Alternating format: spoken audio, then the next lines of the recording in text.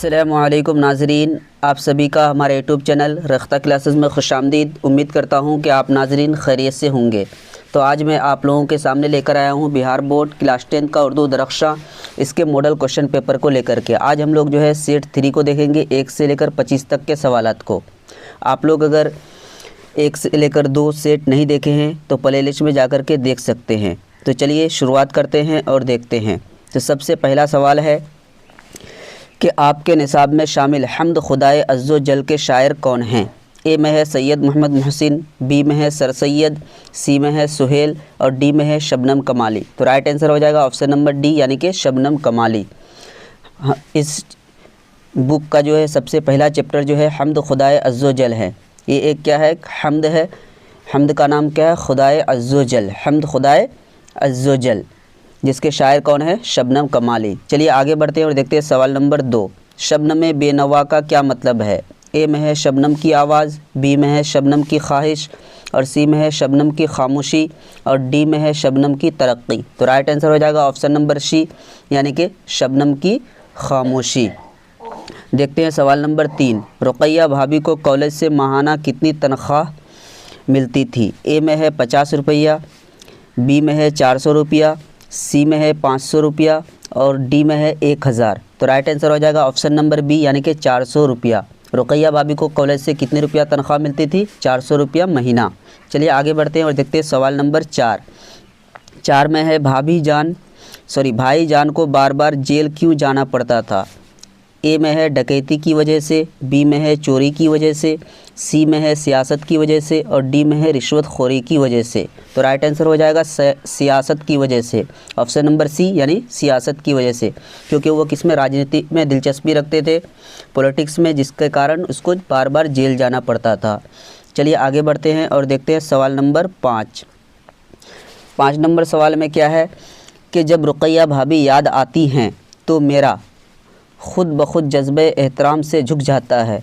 खाली जगह को मुनासिब लफ्ज़ से पुर करें। यहाँ पे खाली जगह है तो यहाँ पे भरना है कि क्या लगेगा। ए में है गर्दन, बी में है सीना, सी में है चेहरा और डी में है सर। तो राइट आंसर क्या हो जाएगा ऑप्शन नंबर डी यानी कि सर।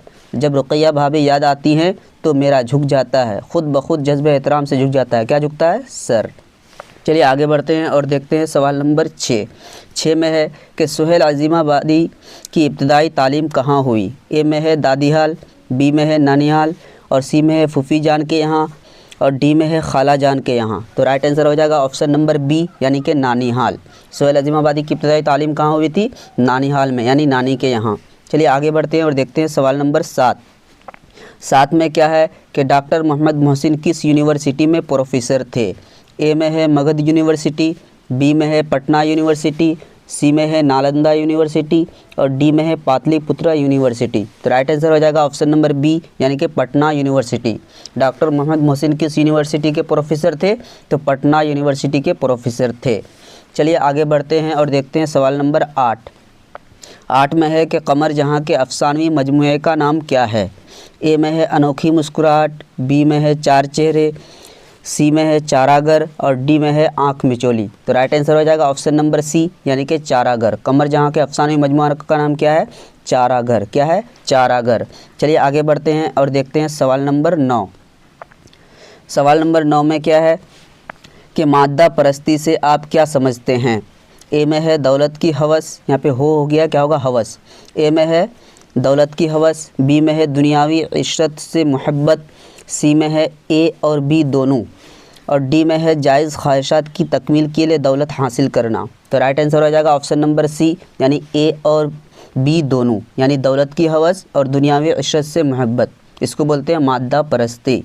चलिए आगे बढ़ते हैं और देखते हैं सवाल नंबर 10। निगार अज़ीम का असल नाम क्या है। ए में है जहरा निगार, बी में है मलिका मेहर निगार और सी में है ज़र निगार और डी में है मुहविश। तो राइट आंसर हो जाएगा ऑप्शन नंबर बी यानी कि मलिका मेहर निगार। निगार अज़ीम का असल नाम क्या था, मलिका मेहर निगार। चलिए आगे बढ़ते हैं और देखते हैं सवाल नंबर 11 में क्या है कि तमाज़त के सही माने क्या हैं। ए में है सर्दी, बी में है नरमी और सी में है गर्मी और डी में है ज़मीनी। तो राइट आंसर हो जाएगा हमारा ऑप्शन नंबर सी यानी कि गर्मी। तमाज़त के सही माने क्या हैं? गर्मी। जैसे तमाज़त अर्ज़ी यानी ज़मीन का गर्म होना को क्या बोलते हैं? तमाज़त अर्ज़ी। चलिए आगे बढ़ते हैं और देखते हैं सवाल नंबर 12 में है किस फसल के खेतों से मीथेन गैस ज़्यादा निकलती है?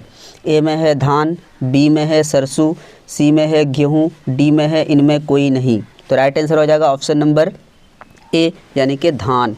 किस फसल के खेतों से मीथेन गैस ज़्यादा निकलती है? तो धान के खेतों से। किसके खेतों से? धान के खेतों से। चलिए आगे बढ़ते हैं और देखते हैं सवाल नंबर 13। सर सैयद की पैदाइश कब हुई? सर सैयद अहमद ख़ान की पैदाइश कब हुई? 1817, 1818, 1816 या फिर 1819। तो राइट आंसर हो जाएगा ऑप्शन नंबर ए यानी कि 1817। सर सैयद अहमद ख़ान की पैदाइश कब हुई? 1817 ईस्वी में। चलिए आगे बढ़ते हैं और देखते हैं सवाल नंबर 14। अदब की पहचान किस नौइयत का मजमून है? ए में है मजहबी मजमून, बी में है सियासी मजमून, सी में है अखलाक़ी मजमून और डी में है तनक़ीदी मजमून। तो अदब की पहचान जो है डॉक्टर अब्दुल मुगनी की, ये किस नौइयत की मजमून है? तो तनक़ीदी मजमून। तो ऑप्शन हो जाएगा right number option number D यानी कि तनक़ीदी मजमून। चलिए आगे बढ़ते हैं और देखते हैं सवाल नंबर 15। 15 में क्या है कि भीमराव कितने साल के थे कि उनकी वालिदा का इंतकाल हो गया? ए में है 6 साल, बी में है 5 साल, सी में है 7 साल और डी में है 8 साल। तो राइट आंसर हो जाएगा ऑप्शन नंबर ए यानी कि 6 साल। तो भीमराव कितने साल के थे कि उनकी वालिदा का इंतकाल हुआ था? तो 6 साल के थे। चलिए आगे बढ़ते हैं और देखते हैं सवाल नंबर 16। लुत्फ़ुर रहमान किस ओहदे से सबकदोश हुए? सबकदोश का मतलब रिटायर हुए। तो ए में है सदर शोबे उर्दू, बी में है प्रिंसिपल और सी में है वाइस चांसलर और डी में है पर वाइस चांसलर। तो याद रखना है राइट आंसर क्या हो जाएगा? ऑप्शन नंबर ए यानी कि सदर शोबे उर्दू। लुत्फ़ुर रहमान किस ओहदे से सबकदोश हुए थे? तो सदर शोबे उर्दू से।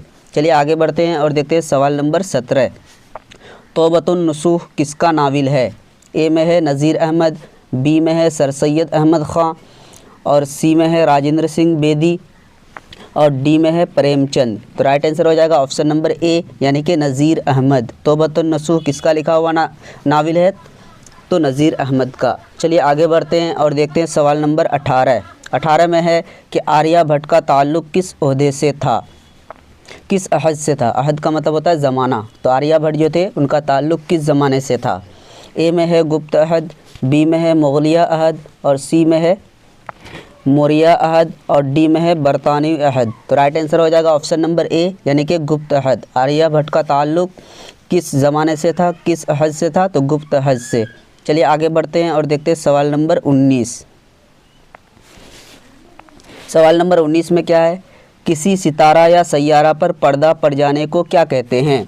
ए में है ज़लज़ला, बी में है सुनामी, सी में है ग्रहण और डी में है इनमें कोई नहीं। तो राइट आंसर हो जाएगा ऑप्शन नंबर सी यानी कि ग्रहण। किसी सितारा या सैयारा पर पर्दा पड़ जाने को क्या कहते हैं? ग्रहण कहते हैं। चलिए आगे बढ़ते हैं और देखते हैं सवाल नंबर 20। 20 में क्या है कि सूरज ग्रहण कैसा वाक़या है? ए में है साइंसी, बी में है मजहबी, सी में है जोग्राफियाई और डी में है तारीख़ी। तो राइट आंसर हो जाएगा ऑप्शन नंबर सी यानी कि जोग्राफियाई। सूरज ग्रहण एक कैसा वाक़या है? तो जोग्राफियाई वाक़या है। चलिए आगे बढ़ते हैं और देखते हैं सवाल नंबर 21। 21 में क्या है कि नज़ीर अहमद की पैदाइश कब हुई? ए में है 1835, बी में है 1836, सी में है 1837 और डी में है 1838। तो राइट आंसर क्या हो जाएगा हमारा? 1836। नज़ीर अहमद की पैदाइश कब हुई थी? तो 1836 ईस्वी में। चलिए आगे बढ़ते हैं और देखते हैं सवाल नंबर 22। 22 में क्या है कि हमीदा फहमीदा की कौन थी? ए में है बेटी, बी में है बहन, सी में है खाला और डी में है दोस्त। तो राइट आंसर हो जाएगा ऑप्शन नंबर ए यानी कि बेटी। हमीदा जो थी वो फहमीदा की कौन थी? बेटी थी। कभी पूछा जाता है कि फहमीदा हमीदा की कौन थी? तो कौन थी? माँ। उल्टा पूछा जाता है कभी कभी। चलिए आगे बढ़ते हैं और देखते हैं सवाल नंबर 23। 23 में क्या है कि उर्दू में खतूत का सिलसिला किसने शुरू किया? ए में है मीर तकी मीर, बी में है ख्वाजा मीर दर्द, सी में है मिर्ज़ा गालिब और डी में है दाग दहलवी। तो राइट आंसर हो जाएगा हमारा मिर्ज़ा गालिब। उर्दू में खतूत का सिलसिला किसने शुरू किया था? तो मिर्ज़ा गालिब ने। तो राइट आंसर हो जाएगा ऑप्शन नंबर सी यानी कि मिर्ज़ा गालिब। चलिए आगे बढ़ते हैं और देखते हैं सवाल नंबर 24। 24 में क्या है कि गालिब की पैदाइश कहाँ हुई? ऑप्शन ए में है दिल्ली, बी में है आगरा, सी में है फैज़ाबाद और डी में है रामपुर। तो राइट आंसर हो जाएगा हमारा ऑप्शन नंबर बी यानी कि आगरा। चलिए आगे बढ़ते हैं और देखते हैं सवाल नंबर 25। शहबाज किस अखबार के मुदीर थे? मुदीर यानी कि एडिटर। ए में है अल हिलाल, बी में है अल बलाग, सी में है दारुस सल्तनत और डी में है सिद्क़े जदीद। तो राइट आंसर हो जाएगा हमारा क्या? ऑप्शन नंबर सी यानी कि दारुस सल्तनत। शहबाज जो थे किस अखबार के मुदीर थे? तो दारुस सल्तनत के। उम्मीद करता हूं कि आप नाजरीन को वीडियो ज़रूर अच्छा लगा होगा। आप लोगों को अगर वीडियो अच्छा लगा तो आप लोग हमारे चैनल को सब्सक्राइब करें और घंटी के आइकन को इनेबल कर दें। और अगर लगता है कि ये वीडियो किसी और के लिए भी फ़ायदेमंद साबित हो सकता है तो उसे भी शेयर करें। नेक्स्ट वीडियो में इंशाअल्लाह जो है सेट 3 का 26 से लेकर 50 तक के सवालात को सॉल्व करेंगे। आज के लिए इतना ही। अस्सलामु अलैकुम।